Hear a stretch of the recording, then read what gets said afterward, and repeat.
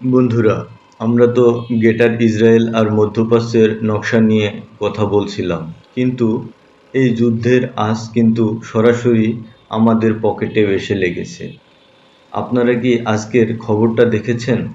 ভারতের ৫ রাজ্যের নির্বাচন শেষ হতে না হতেই নরেন্দ্র মোদী সরকার আর ডিজেলের দামে এক বিশাল লাফ দিয়েছে।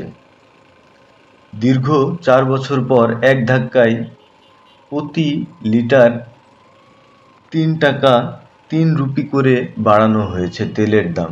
বিশেষ করে পশ্চিমবঙ্গ সহ ৩ রাজ্যে বিজেপির জয়ে ঠিক পরেই এই সিদ্ধান্ত আসলো। কংগ্রেস নেতা রাহুল গান্ধী তো সরাসরি বলেই দিয়েছে যে মোদী সরকারের ভুলের খেসারত দিচ্ছে সাধারণ মানুষকে।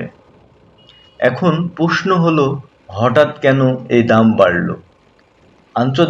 আন্তর্জাতিক ডেস্কের খবর অনুযায়ী মধ্যপ্রাচ্যের ইরান যুদ্ধ শুরু হওয়ার কারণে বিশ্ববাজারে অপরিশোধিত তেলের দাম আকাশচুম্বী।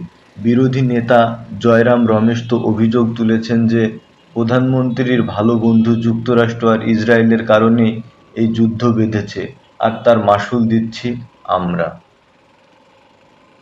সিপিএমের মতো দলগুলো বলছে এই মূল্যবৃদ্ধি আসলে একটা শুভঙ্করের ফাঁকি। নির্বাচনের জন্য এতদিন দাম আটকে রেখে এখন সাধারণ মানুষের ওপর বোঝা চাপিয়ে দেওয়া হচ্ছে। এর ফলে নাকি ভারতের মূল্যস্ফীতি ৬% কাছাকাছি পৌঁছে যাবে। এই তো ভাই সাব, বুঝতেই পারছেন আন্তর্জাতিক ভূরাজনীতি আর তেলের দাম কিভাবে একে অপরের সাথে জড়িয়ে আছে। মধ্যপ্রাচ্যর অস্থিরতা বাড়লে আমাদের বাইকারের ফুয়েলের ট্যাঙ্কেও টান পড়ে। যাই হোক, আজকে তো এখানেই শেষ করছি। তেলের দাম বাড়লেও সাবধানে রাইড করবেন, সবাই হেলমেট ব্যবহার করবেন এবং লুকিং গ্লাস দিয়ে সতর্কতার সাথে বাইক চালাবেন। ধন্যবাদ বন্ধুরা, আজকের মতো